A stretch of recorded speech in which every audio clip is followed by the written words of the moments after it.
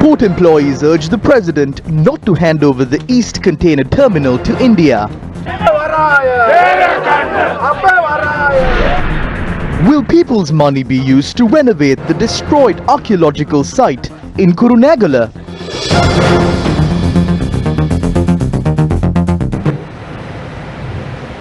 Good evening. This is Primetime News coming to you live and direct on Election First. Up first in your top story of the bulletin, a COVID-19 patient who fled the National Institute of Infectious Diseases or IDH in Mullaria this morning while receiving treatment was located within a few hours following a manhunt which was launched based on a tip-off received. The individual who had fled was 41-year-old El-Siam Naseem. The police swiftly publicized information regarding the individual, including a photograph. According to the information provided, he is a resident of Vallimalar, Trincomalee. The individual is a drug addict. He had been admitted to the IDH after contracting COVID-19 while undergoing rehabilitation at the Kandakadu Treatment and Rehabilitation Center. The patient had escaped around 2 a.m. today and was located near the National Hospital in Colombo. After escaping from the IDH, the patient had travelled in a three-wheeler from the main street in Petta to the National Hospital.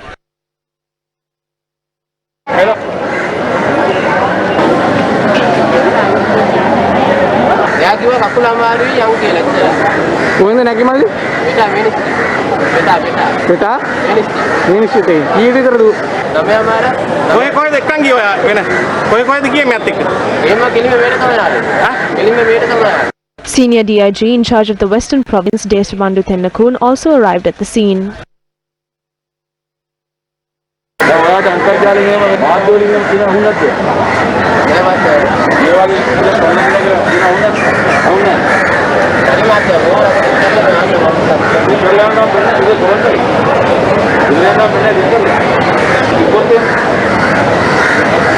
Steps were then taken to direct the driver of the three-wheeler to quarantine.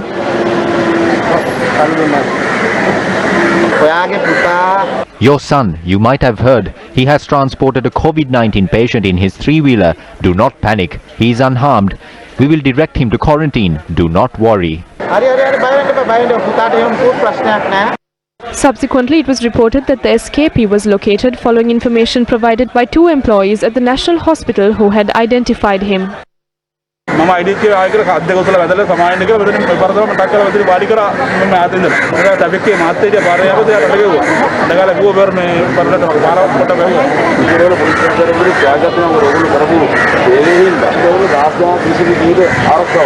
Health authorities who acted promptly transported the patient back to the IDH.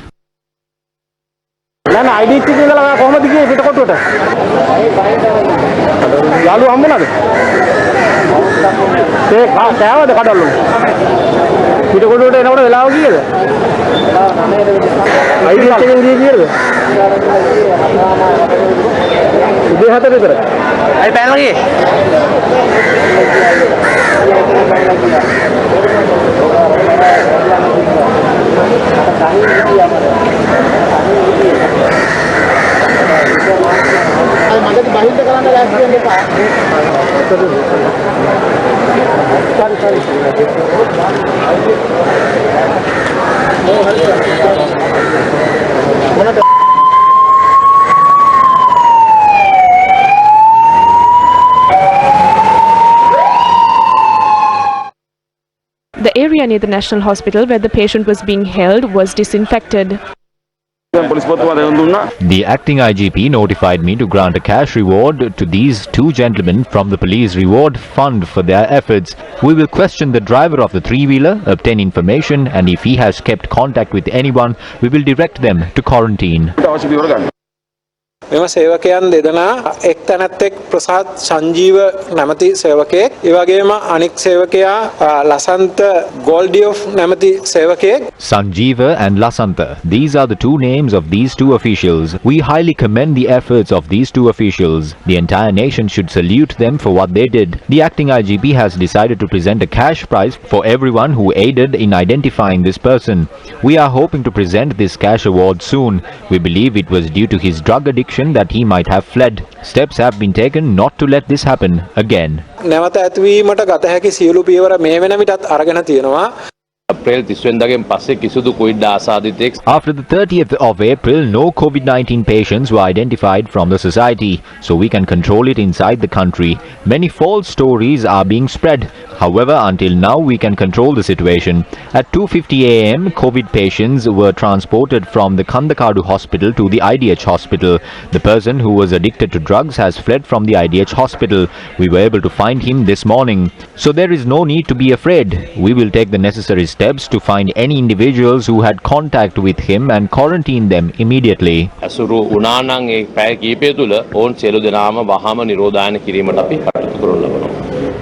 As mentioned in your headlines for tonight, public health inspectors have launched a trade union action citing the gazette issued imposing the quarantine regulations is unfair on them. With that, PHIs in charge of eradicating COVID-19 and eradicating dengue have stepped down from their duties. We have had 3 formal discussions with the Director General of Health Services and with the Additional Secretary of Medical Services. We have held 5 informal discussions as well.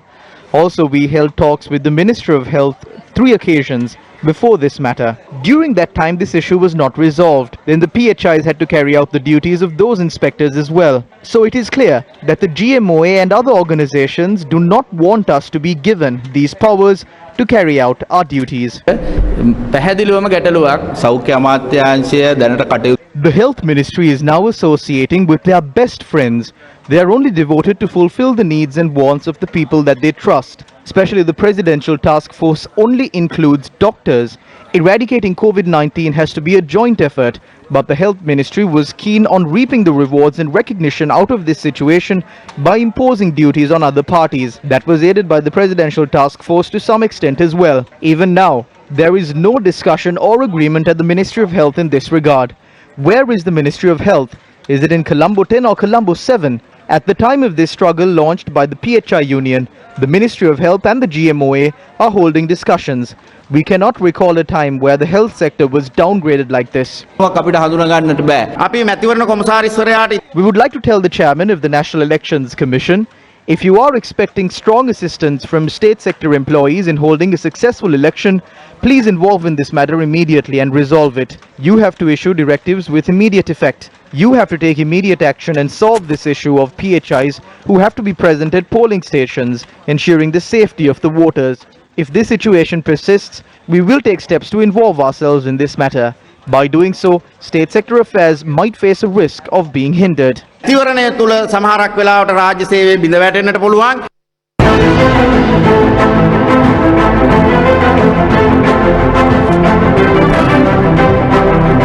Party leaders. Political update. Here are some of the views expressed by political party leaders. Leader of the Sri Lanka Podujana Peramuna, Prime Minister Mahinda Rajapaksa, attended the launch of the manifesto of Premanath Dolawatha at the Foundation Institute in Colombo. අපි බලාපොරොත්තු වෙන්නේ සැලැස්මක් අනුව We are hoping to develop this country with a plan. We are not going to randomly pick places and develop. We want to do it systematically. We have provided electricity 100%. We will also give priority to the program where we intend to provide water 100% to the north and the east. The main issue in the Colombo district are the slums. We will gradually and systematically remove them. This is what we started when President Gotabaya Rajapaksa was the defense secretary, but it stopped after we were defeated. We believe we can resume that program. පැල්පත් වලින් තොර නගරයක් බවට පත් කිරීම අපි කළ යුතුව තියෙනවා කියනයි අපි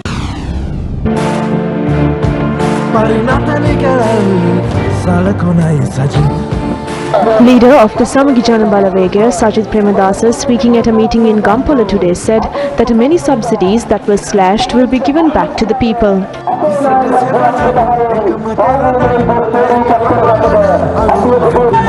වර්තමාන රජය මේ මොහොත වන විට The current government has slashed the Samurdhi benefits of 160,000 people. This government has been unable to pay the Samurdhi benefits for June. We heard that the incumbent government is trying to get back some of the money from the Samurdhi that they distributed for May.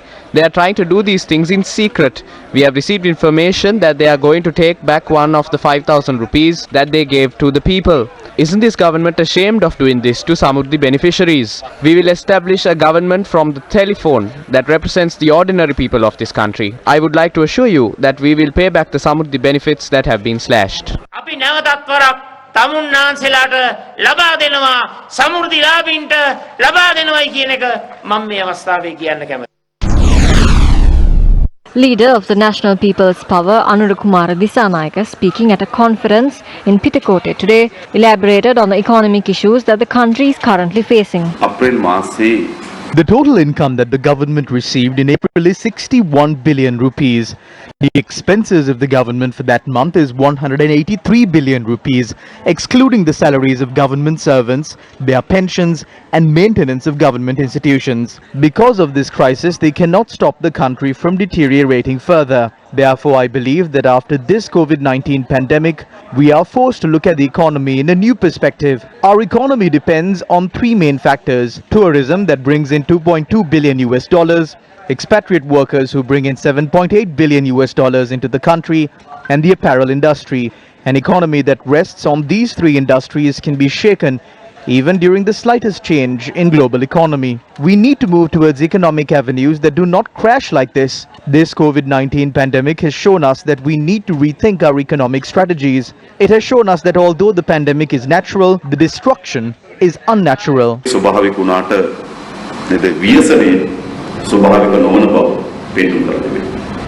The Ministry of Buddha Sasana, Cultural and Religious Affairs has decided to temporarily halt the restoration work of the destroyed Kurunagala archaeological site. This decision was made after considering the legal aspect pertaining to an order issued by the court. The ministry had earlier instructed the Department of Archaeology to commence the renovations of the demolished archaeologically important building from today. However, Secretary to the ministry M.K. Bandula Harishchandra said that the renovations will commence as soon as the court proceedings are over, taking into consideration the court order issued yesterday preventing entry to the site. Director General of Archaeology Professor Senarath Disanayake said that he hopes to involve the Sri Lanka Army in the renovation activities. Who will bear the cost of the renovation activities? Newsfirst inquired from the Secretary to the Ministry of Buddha Sasana, Cultural and Religious Affairs, M.K. Bandula Harishchandra, in this regard. He said that they are hoping to obtain contributions from the Kurunagala Municipal Council, Road Development Authority, Northwestern Provincial Council, Ministry of Buddha Sasana, Cultural and Religious Affairs and the Central Cultural Fund. The committee appointed to look into the issues recommended the Prime Minister that those responsible should be burdened with the cost of the renovation activities. But now it seems that the cost has to be borne by these institutions. Does that mean that the people's tax money should be used again for the conservation of destroyed antiquities? Is it fair to renovate the archaeological site with the public money even after the committee has clearly recommended recovering the cost from those responsible?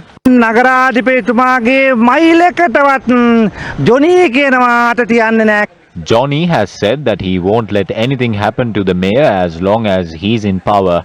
It is shameful, isn't it? Why are they not letting these historical places be protected? Who should be held responsible?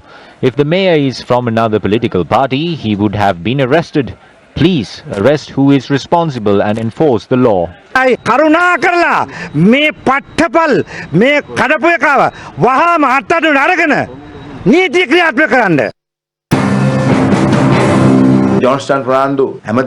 Everyone, including Johnston Fernando and Prime Minister Mahinda Rajapaksa, are siding with the mayor. King Buanakabahu is the wrongdoer now. The media are also being portrayed as suspects. It is in everyone's best interest to preserve the buildings around the King's Assembly Hall as well. Based on what is happening, those buildings are also under threat.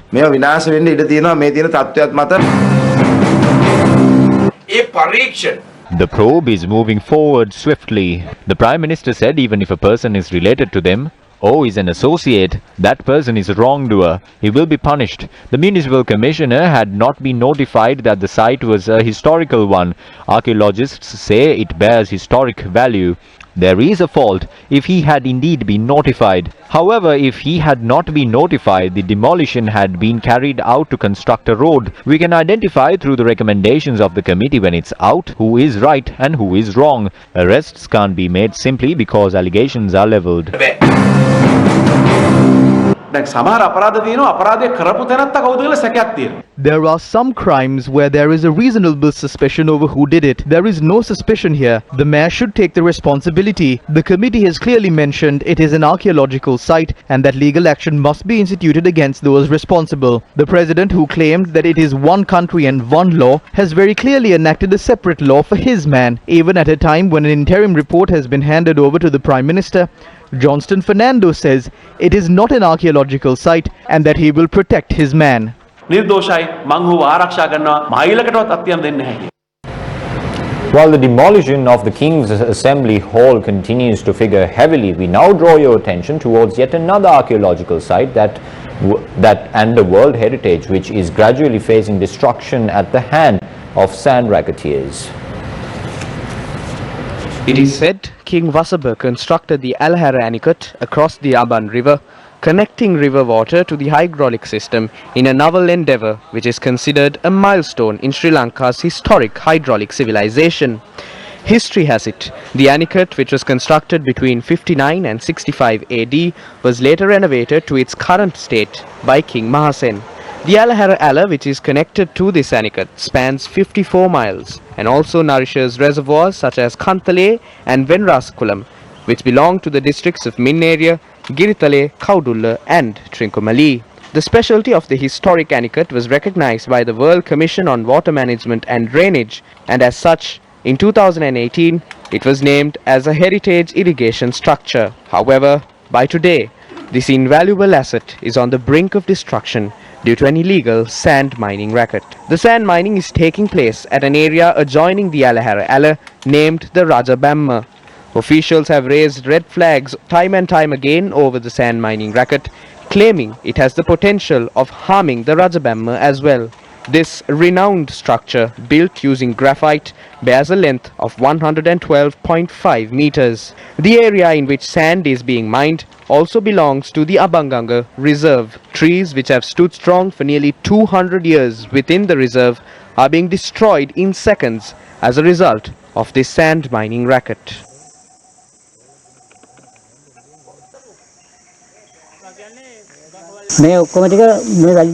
All these trees have been destroyed by sand miners. At this rate, the bunt will be destroyed. This is a miner's paradise. This is where the Abang River and Yoda Ala connects. We need to preserve this. As farmers, our request is for this racket to be stopped and for the Anicut to be preserved. A group comprising officers from the Geological Survey and Mines Bureau and wildlife officials inspected the area in question. They said investigations are underway to apprehend those responsible. The Geological Survey and Mines Bureau said missions had been carried out in the area on 3 prior occasions in search of illegal sand miners. However, no arrests had been made. They have dug all this and destroyed it. We could not make any arrests. We are planning to launch a joint mission together with the STF, Sri Lanka Police, Wildlife Department and the Environmental Authority. The Bureau bears the responsibility of stopping this. We have launched a special investigation into this. We will obtain the assistance of the forces to stop illegal mining. We cannot provide licenses to mine in forest reserves. However, mining still occurs. We dug a drain which would make it inaccessible for vehicles to travel and for them to mine, but after a while they will fill the drain and continue mining. This is a massive damage. The protest staged by trade unions against the handing over the East Container Terminal of the Colombo port to India continued today.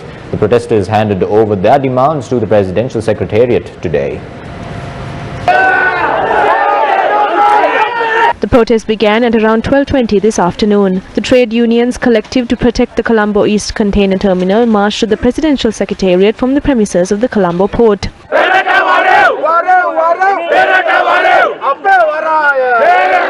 The police closed down the Lotus roundabout due to the protest.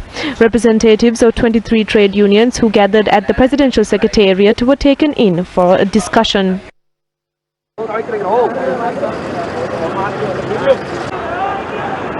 දුරස්ථභාවය ආරක්ෂා කරමින් සෞඛ්‍ය පිළිවෙත් අනුගමනය කරමින් මෙම උද්ඝෝෂණයේ ක්‍රියාවලියේ යෙදෙන ලෙසට කාර්මිකය දැනුම් දෙමි. The representatives held discussions for about 1.5 hours.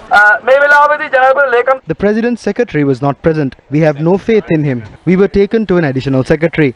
The minister in charge of ports has said that 2 trade unions of the government are working on a contract. Yes, we have a contract. That is the contract on behalf of the future children of this country. We accept Johnston Fernando as our leader when he was appointed as the minister and showed him around the port premises and helped build faith in the ports authority. We would like to send him a message that we did not do all that to hear these kinds of derogatory comments about trade unions.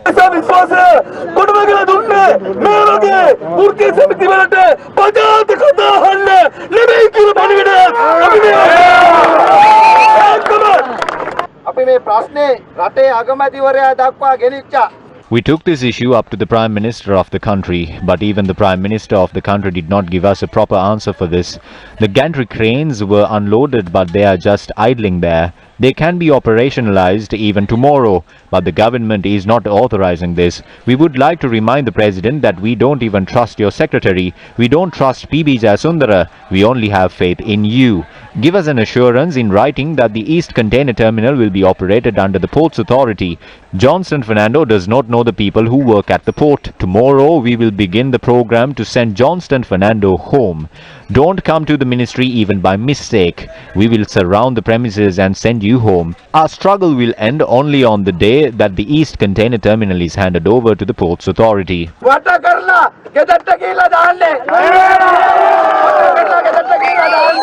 සටන අවසන්න්නේ නැගෙනහිර පර්යන්තය ශ්‍රී ලංකා වරාධිකාරී යටතේ ක්‍රියාත්මක වෙච්ච දවසට අපි එක අඩෙන් කිව්වා ඔය ජයසුන්දර අර අපිට සාකච්ඡා එපා.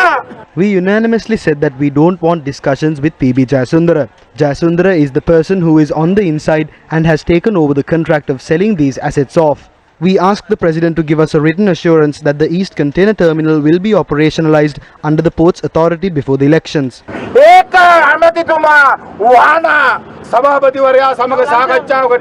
We went for a discussion with the chairman and he gave us a military answer. Then we went to meet the Prime Minister at the Madamulana mansion. At the Madamulana mansion, he told all members of the joint trade unions, we will allow for the gantry cranes to be unloaded, but he said that we cannot operationalize it.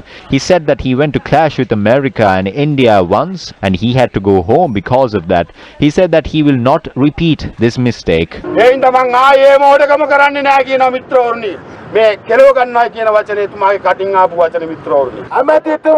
Minister, when I was having discussions with you, your son was speaking about the sale of the East Container Terminal. I understood that there is a big chunk of commission in the deal.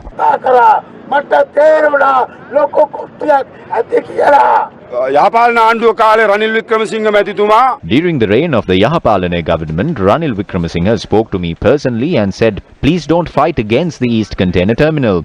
If you go to fight for the East Container Terminal, India will be vexed with us. Ranil Wickremesinghe said that if we get angry with India, we cannot secure our power and safeguard our government. Akila Viraj Karyavasam was acting as the office assistant on that day. He also bears witness to this. The very next day, representatives of an Indian organization spoke with us at a hotel in Town Hall and offered us 10 billion rupees to keep us from fighting for the East Container Terminal.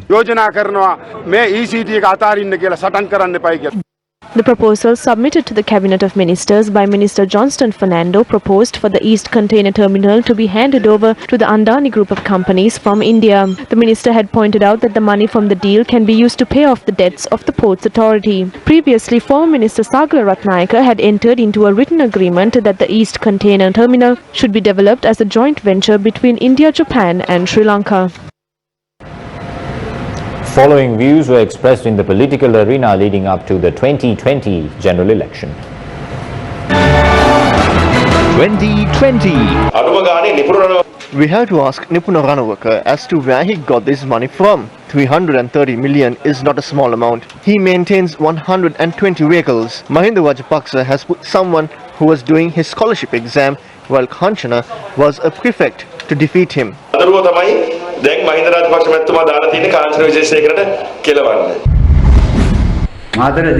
is a void in politics in Matara. Some people have joined hands with me, not knowing that I am related to Mahinda Rajapaksa. But I think it is because I have formed a mechanism on my own that I have crowds like this even at 12:30 a.m. ඒ කිසිම දෙයක් පාවිච්චි කරන්නේ නැතුව මගේම කියලා යාන්ත්‍රණයක් ගොඩනගාගත්ත හින්දා වෙන්නේ නැති රෑ 12 මාරටත් මේ වගේ සෙනගක් මේ රැස්වීම වල ඉන්නේ. විදුලි බුබුලු තියෙනවා. There are light bulbs ranging from 20 watts to 40 watts. Those bulbs cannot produce 60 or 100 watts. They will explode. So you cannot claim to be leaders. Leaders have to emerge from the people. You have to act within your ability. ඒ කියන දේ හැම බෑ මිනිස්සු අතර නායකයෝ බිහි වෙන්නේ. පිළිගන්නේ නැතුව තමන් නායකයා වෙන්න හුඟක් අය උත්සාහ කරොත් තමන්ගේ ප්‍රමාණය තමන් දරගෙන කටයුතු කළ යුතුයි. Some people say what comes to their mouth. You cannot rule the country like that. Present times are not like my father's. How can you just give out 20,000 rupees? Are you going to print money? A country has to have a stable income to give out 20,000 rupees. All of you have mobile phones with you. උඹලා දුප්පත් උනත් උඹලාගේ හදවත් පොසත්. උඹලා ඉන්නවද hand phone එකේ? හැමෝටම තියෙන hand phone එකක් අද. This is a love story between a porcupine and a rabbit.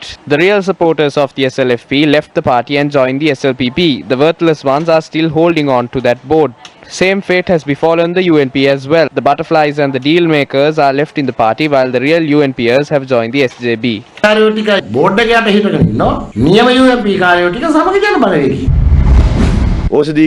Oshadi says not to expect horses in the race when you have put donkeys to run.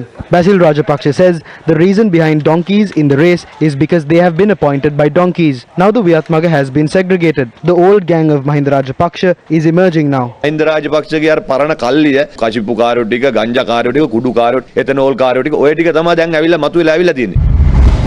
That has to be asked from the nomination board. We would have given electoral organizer positions to Viatmaga people as and when SLPP was formed, but we had electoral organizations from the SLFP in the beginning. The nomination board might have had issues with removing certain people.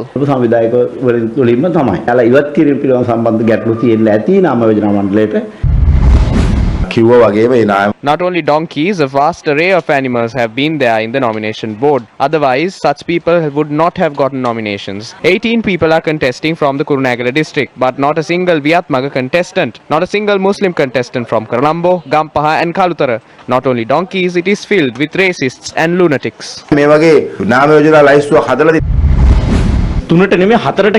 There are 4 leaders at the moment. Ranil, Sajit, Naveen and Patali. We are waiting to see who bites the bigger piece. We are very happy. The division would be even bigger because they are now suffering the repercussions of the destruction they caused in the last 5 years. රටට කරපු හානි දිට්ඨ ධම්ම වේදිනිය වශයෙන් තමයි මේ පළ දෙන්නේ. මේ ආත්ම කරපු පව මේ ආත්මෙම පළ දෙනවා කියලා තමයි කියන්නේ. The UNP is split, but they are going around saying they will win. Will anyone vote for them? When they remained in the opposition for 26 years, if there are any patriotic UNP left in this country, they will vote for the SJB. දේශ මාමක එක්සත් ජාතික පාක්ෂිකයෝ ඉන්නවා නම් ඒ සියලු දෙනාම ඉන්නේ සමගි ජන බලවේගය කියන එක අපි පෙන්වලා දෙනවා මෙතන. 2020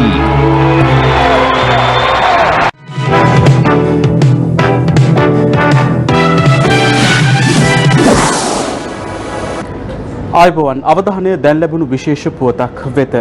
ඉන්දියානු මහ බැංකුව විසින් ශ්‍රී ලංකාවට ඩොලර් මිලියන 400ක විනිමය හුවමාරුවක් 2022 නොවැම්බර් මාස වන තෙක් ලබා දීමට අදාළ ලේඛන අත්සන් කර ඇතැයි ඉන්දියානු මහ කොමසාරිස් කාර්යාලය සඳහන් කළා.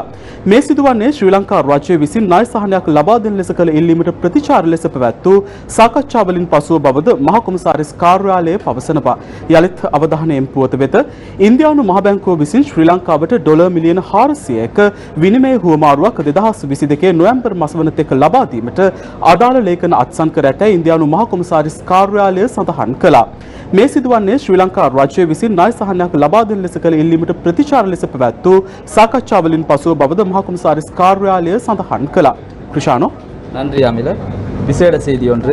இந்திய மத்திய வங்கி இலங்கையுடன் 400 மில்லியன் ரூபாய் நிதியை 2022 நவம்பர் வரையான காலப்பகுதி வரை பரிமாற்றிக் கொள்ளும் ஆவணத்தில் கைச்சாத்திட்டுள்ளதாக இந்திய உயர்ஸ்தானிகர் ஆலயம் தெரிவித்துள்ளது. கடனுதவி கோரி இலங்கை அரசாங்கத்தால் முன்வைக்கப்பட்ட வேண்டுகோளுக்கு அமைவாக நடைபெற்ற பேச்சுவார்த்தைகளின் பின்னர் இந்த ஆவணம் கைச்சாத்திடப்பட்டதாக இந்திய உயர்ஸ்தானிகர் ஆலயம் தெரிவித்தது. மீண்டும் அந்த செய்தி. இந்திய மத்திய வங்கி இலங்கையுடன் 400 மில்லியன் ரூபாய் நிதியை 2022 நவம்பர் வரையான காலப்பகுதி வரை பரிமாற்றிக் கொள்ளும் ஆவணத்தில் கைச்சாத்திட்டுள்ளதாக இந்திய உயர்ஸ்தானிகர் ஆலயம் தெரிவித்தது. கடனுதவி கோரி இலங்கை அரசாங்கத்தால் முன்வைக்கப்பட்ட வேண்டுகோளுக்கு அமைய நடைபெற்ற பேச்சுவார்த்தைகளுக்கு அமைவாக இந்த ஆவணம் கைச்சாத்திடப்பட்டதாகவும் இந்திய உயர்ஸ்தானிகர் ஆலயம் குறிப்பிட்டது. In breaking news, Indian High Commission said the Reserve Bank of India signed documents for a $400 million currency swap facility to Sri Lanka till November 2022 following successful discussions on debt repayment rescheduling yesterday. The announcement was made via a tweet on the official Twitter handle of High Commission of India in Sri Lanka. That news item once again. Indian High Commission said the Reserve Bank of India signed documents for a $400 million currency swap facility to Sri Lanka till November 2022 following successful discussions on debt repayment rescheduling yesterday. The announcement was made via a tweet on the official Twitter handle of High Commission of India in Sri Lanka.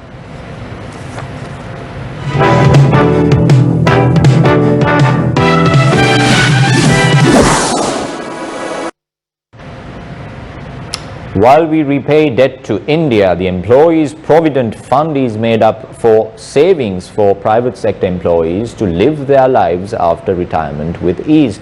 This fund holds the money of the working class of the country. The fund should be used for the welfare of the private sector employees and used for the development of the economy.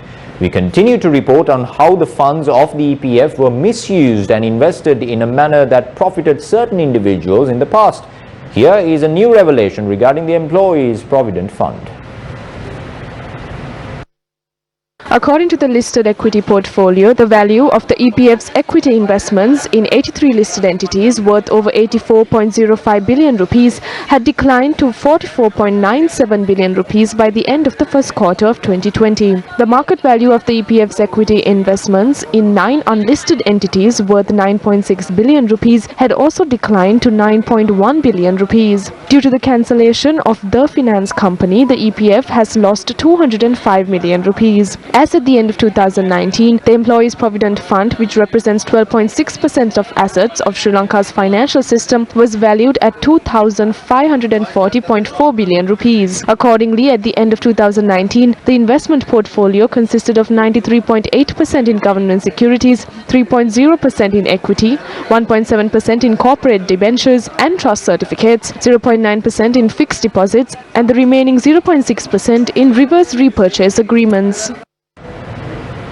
Farmers who depend on the Mahakanadharava tank are urging authorities to avoid using its water for the Anuradhapura North water supply project until they are provided with water from the Moragahakanda reservoir. At least 12,000 families earn a living by farming across 6,100 acres of paddy fields that receive water from the Mahakanadharava tank that holds 36,250 acre-feet of water. Villagers use the water in the tank sparingly as it is dependent on rainwater. Due to the lack of water in the area, these farmers have resorted to carrying out farming under the Bedna system in which water is allocated equally among farmers. However, they are concerned about the Anuradhapura North water supply project that is expected to utilize water from the Mahakanadharava tank once it is declared open. Farmers complained that the project had taken shape following the signing of an agreement in 2012 without informing them. We do not oppose this drinking water project.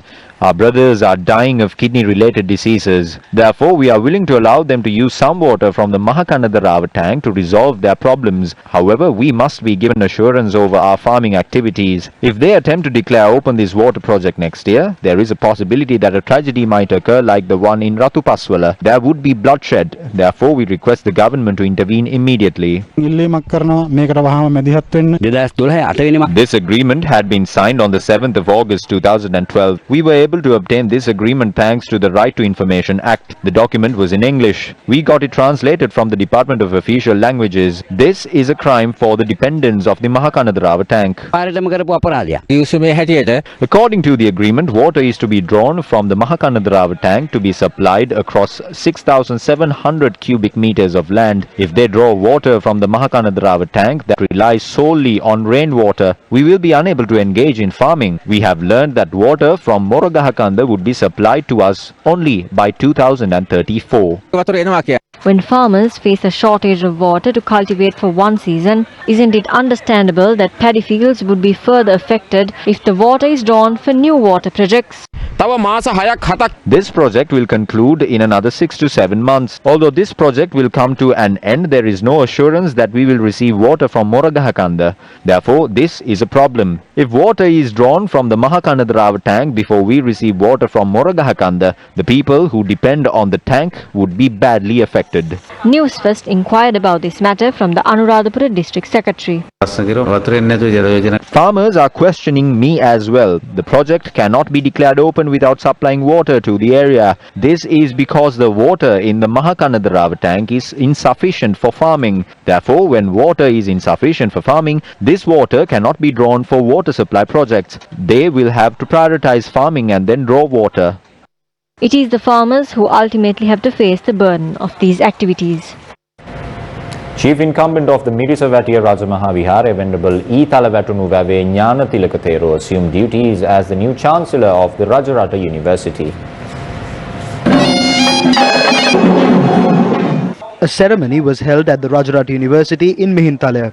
Secretary to the Prime Minister Gamini Senrath, Defence Secretary retired Major General Kamal Gunratna, governors, commanders of the armed forces and many government officials were present at this event. After the event, the Secretary of Defence expressed the following views to the media. There was a war in this country for 30 years. I was there for the war from the beginning. So was the current army commander. We didn't start receiving death threats just now. We didn't halt our duties because of that. We ended terrorism for good. No matter which underworld leader threatened us, we didn't stop our journey. In the future, we will finish that journey after making this society a free and a safe place to live in. We will save the future generations from drugs and from the underworld. No matter who threatens us, we will not stop. Not having the law being implemented is the main reason for the underworld to exist. If the country goes on the way it did for the past 5 years, people, especially women, won't be able to walk on the streets. However, we will put an end to that. We will put an end to the underworld.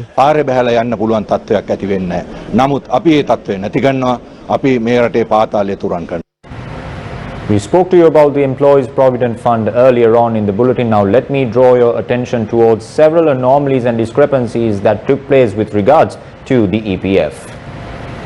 The looting of the fund, which was set up to assure financial stability to the employee in the winter of their life and to reward the employee for his or her role in the economic growth of the country, was taking place for many years. The Employees Provident Fund, or the EPF, was established under Act number 15 of 1958 in investing in government securities, and it started investing at the Colombo Stock Exchange since 1998.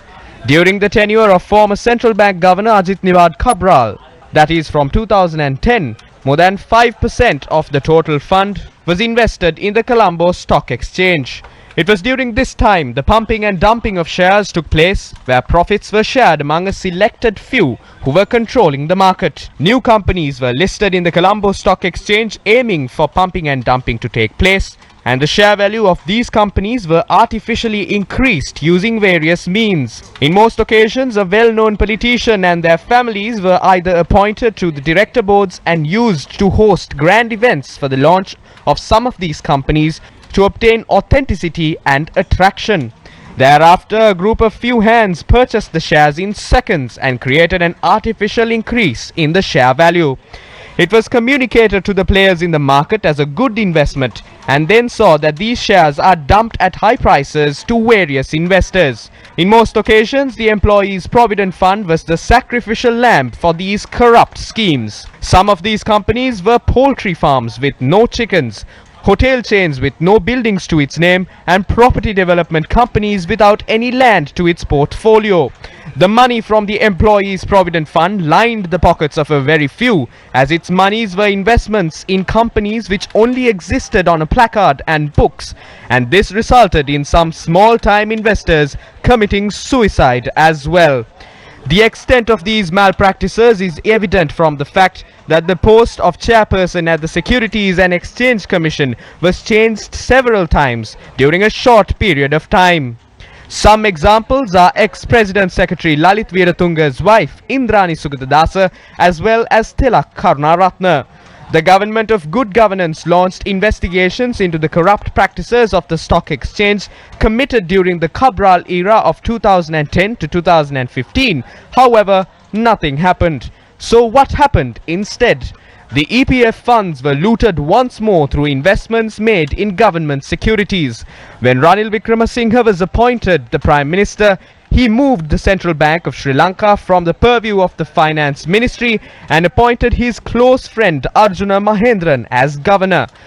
Weeks after the appointment, an auction took place at the Central Bank which benefited the company of Arjuna Mahendran's son-in-law Arjun Aloysius. The Presidential Commission of Inquiry appointed to investigate the central bank treasury bond issue in its report pointed out that although the EPF had substantial funds available for investment on many of the auctions of treasury bonds from 2015 to mid-2016, the EPF had not used these available funds to place bids at auctions. But the EPF had purchased in the secondary market from Perpetual Treasuries Limited the same treasury bonds that were offered at those auctions at higher prices from the secondary market. The report showed PTL made gains of over 8.5 billion rupees by selling bonds to the EPF in the secondary market, whereas the EPF lost the opportunity of making a profit as it purchased a majority of bonds in the secondary market at a very high price from PTL as opposed to direct purchase in the primary market for a low price. Individuals such as Roshen Chanaka of the Katunayaka Free Trade Zone paid the price with their lives in their efforts to prevent the looting of the Employees Provident Fund. And now, Sri Lanka's largest private sector superannuation fund, the EPF, has incurred a market-to-market loss of 39.08 billion rupees during the first quarter of this year due to its investments in the Colombo Stock Exchange. We revealed only a few instances. Parties who once engaged in unethical and fraudulent trading at the stock market have now resumed their malpractices. Yet again, isn't it important for the working class to remain vigilant about such matters? This is a huge investment fund. If there were politicians who thought about the future of this country, there was a great possibility that they could have prepared a work plan to use these investment resources in a manner which is favorable to the employees. We know that Singapore underwent a transformation by using the money that belonged to their employees' trust fund. Under each government, the people who governed the central bank and the former finance minister always aimed at maximizing their personal benefits. මේකෙන් තමුන්ගේ සාක්කුවට කීයක් හරි ආවාගන්නේ කොහොමද කියන්නේ. By the first 2 quarters of this year, 84 billion from the Employees Trust Fund are in the stock exchange. However, the stock exchange is not in a strong position at present. They promised to build the economy when they came into power. They said that foreigners would invest in the country. However, the Employees Trust Fund that was looted by the Rajapaksa's nepotistic administration were looted further by the Wickremesinghes through the bond scam. There are losses in the fund of the Employees Trust Fund that have been invested in the stock market. We wish to ask which bank would pay the losses caused due to the investments of the Employees Trust Fund. Therefore, we wish to tell the working people of this country that the looting of funds in the Rajapaksa administration since 2008 and the Wickremesinghe administration since 2015 have always affected the Employees Trust Fund. 2015 පටන් ගත්ත වික්‍රමසිංහලා ගැහිලි අවසානයේ සේවකයාගේ අරමුදලට තමයි ගැහුවේ. A senior SIS officer testifying at the Presidential Commission of Inquiry probing the 2019 April 21st attacks said on the 31st of October 2017, then Director of the State Intelligence Service sent a report to the then Inspector General of Police which included 94 names of suspected individuals connected to the extremist activities, mainly the National Tawhid Jamaat.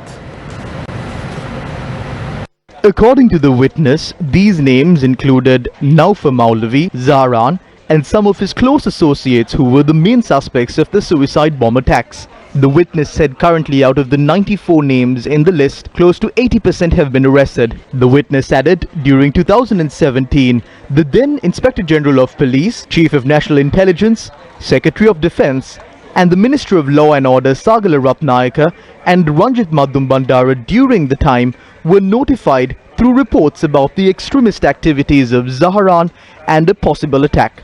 Meanwhile, testifying at the Presidential Commission of Inquiry today, Secretary to the former President P.B. Abekon said former President Maithripala Sirisena and Prime Minister Ranil Wickremesinghe and all others concerned had agreed to hold the meetings of the National Security Council once a month between 2015 and 2017. The meetings were held once a week before. Newsfirst Muad Razik reports on today's proceedings of the Presidential Commission of Inquiry probing the April 21st attacks. And today, testifying at the Presidential Commission of Inquiry probing the April 21st attacks, a former President's secretary serving from 2015 to 2017 testified before the Commission and said that the National Security Council meetings, which are supposed to be held once a week, was at sometimes scheduled once a month, or at least a date could not be fixed for them to hold the most important meeting pertaining to national security of the country. Thank you, Muad, for that comprehensive update. In more news, former Minister Partli Champika Ranawaka made a revelation while addressing a meeting in Galle yesterday. 2019 සැප්තැම්බර් 20 ඔය ඇවෙන්ගාඩ් සභාපති කියන පුජ්‍යලයා දැම්මා පොඩි voice. On the 20th of September 2019, the chairman of Avantgarde released a small voice clip while he was at a hospital in Singapore. The voice clip was of a conversation between him and a former high-ranking member of the Attorney General's Department named Dilrukshi Dayas Bandaranayake. Dilrukshi Dayas was heard saying on the call that she can bend the law any way she wants. When he released this voice clip, there was an opinion that was built up in the country that Dilrukshi Dayas is trying to bend the law and that she must be expelled from her position. On the next day, Dilrukshi Dayas made a statement on her Facebook page. She had requested him to release the voice recording of the entire conversation that they had and also reveal the name of the minister who took this phone call. She also said that she will act against the insult that she has suffered as a government servant. Then the people in the country began to wonder, who is this minister? Who is the minister who liaised between this official from the Attorney General's Department and the chairman of Avantgarde? We know who this minister is. Then there was a cabinet meeting subsequently. The initial voice recording was released on Saturday and Dilrukshi Dayas posted a statement on Tuesday. At the cabinet meeting, we discussed that the minister who liaised this conversation should come out and disciplinary action should be taken against him, as this incident could tarnish the image of all the cabinet ministers. There were 30 ministers at that time and President Maithripala Sirisena also agreed to this. When I was leaving the meeting, Vajirabe Wardana said that he wanted to meet me. He then came to my house and I asked him, where did you make the phone call? He said that he made the phone call at a wedding and said that he didn't think that he would release the voice recording like that. He also referred to the chairman of Avantgarde as a dog. Then I said that you were a part of the group who held high regard of him and asked him what really happened. He said that everyone has blamed him after Lascelles de Silva, who was the secretary of the Presidential Commission investigating the matter, had said that Vajirabe Wardana made over 20 phone calls to try and influence the Presidential Commission. I told him that as well. Then Vajira said, before the presidential election, Ranil Wickremesinghe told me that we don't have the money to campaign for the presidential election. We don't have money to pay our organizers, and because of that, he introduced the chairman of Avantgarde to him. Vajira said that the money given by the chairman of Avantgarde was distributed at Sirikota. 500,000 rupees was given to each organizer. Vajira said that he too went to Sirikota as if he did not know anything and took the 500,000 rupees and came back home. He said that about 120 people were given this money. Vajirabe Wardana told me that during the run-up to the presidential election, the money given by the chairman of Avantgarde was distributed among the members of the UNP. I asked him if Mahinda Rajapaksa knew that the chairman of Avantgarde had distributed money among the organizers of the UNP. He said that Mahinda Rajapaksa does not know about it and it would not be an issue even if he found out. I then asked Vajira what about the 300 million rupees that was given. He said, oh, that would have been given for the general election. That is the situation. But today, they have made us, myself and Rajat Sena Ratna, the respondents for the Avantgarde case. What happened here is this. The arms that were held in Galle were completely illegal. Additional Solicitor General Vasanta Bandara investigated the matter and without our intervention said that action must be filed against this company under the Prevention of Terrorism Act and the Firearms Ordinance. Suhada Gamlat of the Attorney General's Department told Ranil Wickremesinghe in front of us that these people have to be arrested for this. Weeks turned into months, but no one was arrested. The reason is now clear. They were not arrested because 500,000 rupees was distributed among the organizers and another sum of money was given afterwards as well. The United National Party crumbled under the money of Avantgarde and betrayed the faith placed in them by 6.2 million people in the country. Vajirabe Wardana must be held responsible for the position that the people have fallen down to today. It was Vajirabe Wardana Vijayadasa Rajapaksa, Tilak Marapana and Sagala Ratnayaka, and a few others who got together with Ranil Wickremesinghe and betrayed our mandate. Wijeyadasa Rajapaksa Tilak Marapana Sagala Ratnayake වගේ 3-4 දෙනෙක් රනිල් එක්ක එකතු වෙලා තමයි අපේ ජනවරම වැට්ටුවේ. We cross over to a short commercial break. More news to follow.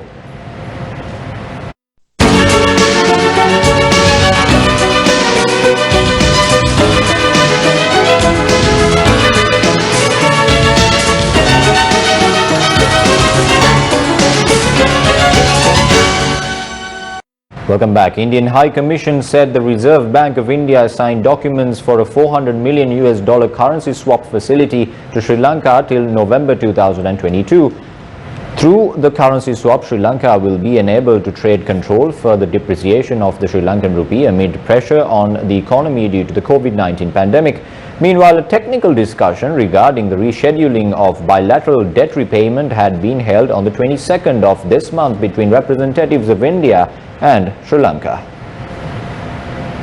Issuing a media release, the High Commission of India states the discussion took place between an Indian delegation comprising senior officials from the Ministry of External Affairs, Ministry of Finance and the Exim Bank, and representatives from the Department of External Resources of Sri Lanka through a video conference. The release further adds, building on the mutual priorities identified during telephone conversations held between the Prime Minister of India Narendra Modi and the President and Prime Minister of Sri Lanka on the 23rd and 27th of May respectively, and also during a courtesy call made by High Commissioner of India Gopal Bagle on President Gotabaya Rajapaksa on the 29th of May. The High Commission of India engaged with the government of Sri Lanka to facilitate the initiation of discussions between the two sides on the matter of rescheduling bilateral debt repayment. In conclusion, the media release notes that the next round of technical discussions between the two sides regarding the matter will be held soon. A silent protest was held opposite the Prime Minister's office today. The protest was organized by the Samagi Jana Balavegaya against the insulting remarks made on the election platform in recent days. The statement made by Mahinda Rajapaksa has created a great deal of discomfort. It is unethical to make statements of that nature.